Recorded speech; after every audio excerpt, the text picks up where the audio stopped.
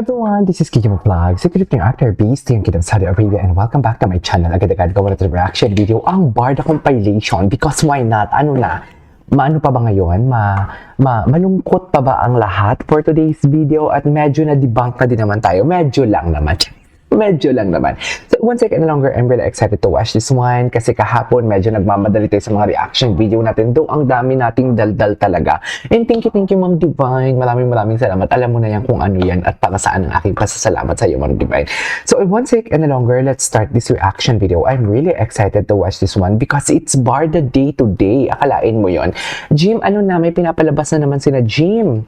May mga pinapalabas na naman yung mga basyo na bakit daw, hindi natin matanggap and everything. Ano, hirap na hirap? Hirap na hirap ka na ba, Jim, na patunayan ang sarili mo? Iyan, kasi ilang beses ka na tumakli eh. Naging specific kasi.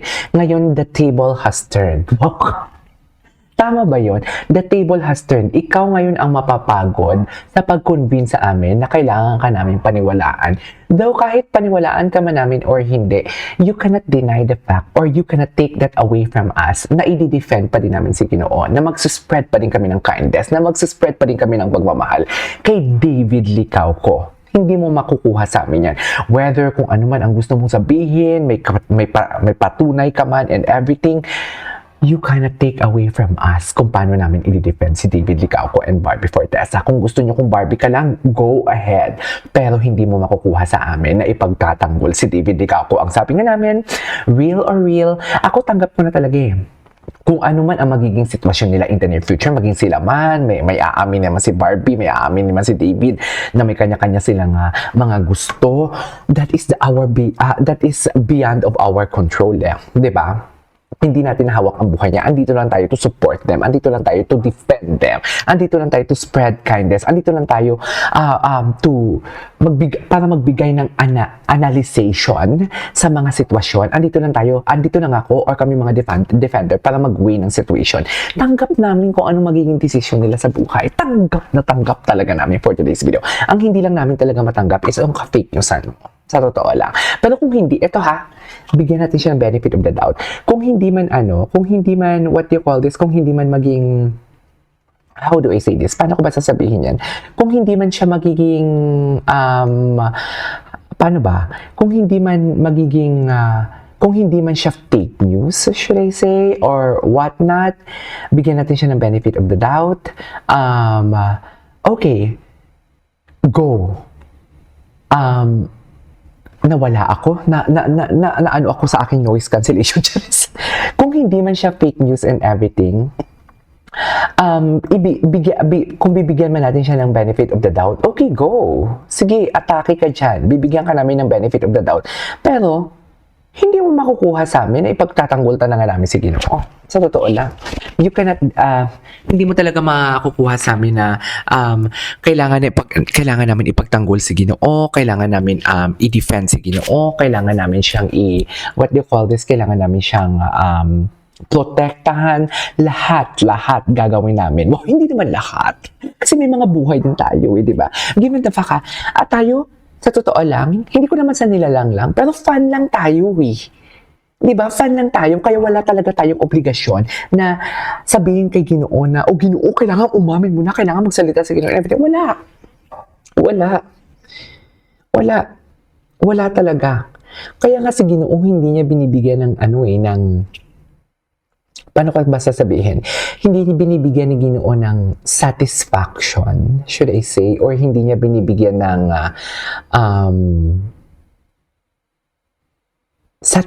hindi niya binibigyan ang mga basher ng mga satisfaction sa yung para ma-satisfy lang yung taste bud nila. Hindi. Kasi, given the fact na, indeed, fan lang talaga tayo. Hindi naman sa lang, pero fan tayo, pero hindi natin hawak ang buhay niya. You know what I mean? Anyways, without further ado, let's start this reaction video.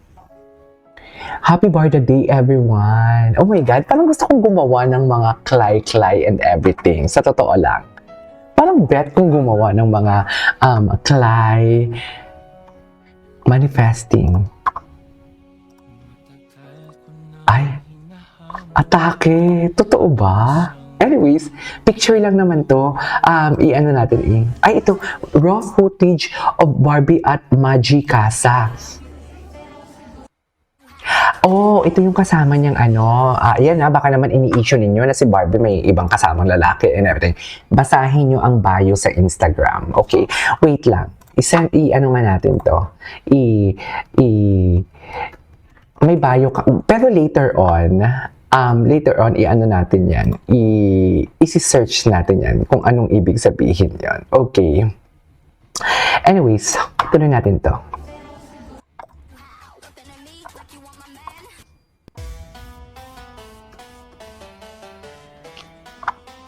Hello? David in Taiwan. Okay. At ano na naman to, ma'am? Bakit andyan na naman yung mukha ko? Ayan yan yung sinasabi ko. Yan yung sinasabi ko, ma'am. Bakit andyan yung mukha ko? Watch Pikwa and KJ Abilino on YouTube for Pardon. I can't believe. Mami, hindi naman ako nagbabalita. Nagdi-defend lang tayo dito for today's video. Defend lang tayo. Ganun talaga. Laki ng problema mo. Ano ba pake mo? Diba di ka na Barbie daw pero puro David. 1 year ka na paninila kay David at ginugulo fans. Ganito na lang punta ka sa barangay o kay Tulfo. Sumbong mo doon na may GF at walang barda. Pablatter mo go. Actually true. Yan din yung pinuputok ng butchi ko Pero alam mo, kung aamin man si Ginoo na kung may girlfriend siyang iba at hindi yun si Barbie Fortesa, kung aamin man at kung may aamin man i-clear natin yan Dear, wala na yan. Tahimik na yan si Jim for sure. Pero kung after siya sa views at wala siyang pang chicha, syempre magbablog pa din naman yan for today's video. Pero ang kapal naman ng mukha niya, no? Di ba? Anong iba-vlog niya? Sisiraan niya si Ginoo na may girlfriend na iba. If ever man na may aminin at umamin na hindi niya na kailangan i-vlog, di ba? You know what I mean? It's parang, okay, tapos na, ayan na, umamin na si Ginoo. Ano pang pinuputok ng butsin mo? Di ba? Pero kung i-vlog niya pa yan, wala na. Choice. Wala na. Alam na din, pero kayong pangalan talaga, kahit hindi umamin sa Ginoo.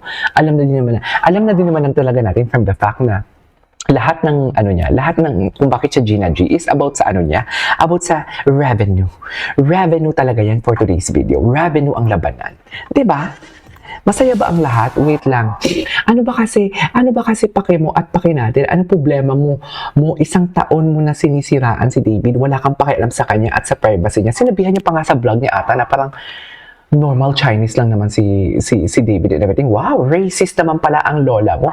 Dear, ayusin mo muna ang pronunciation mo. Okay? We can forgive but we never forget. Jillian.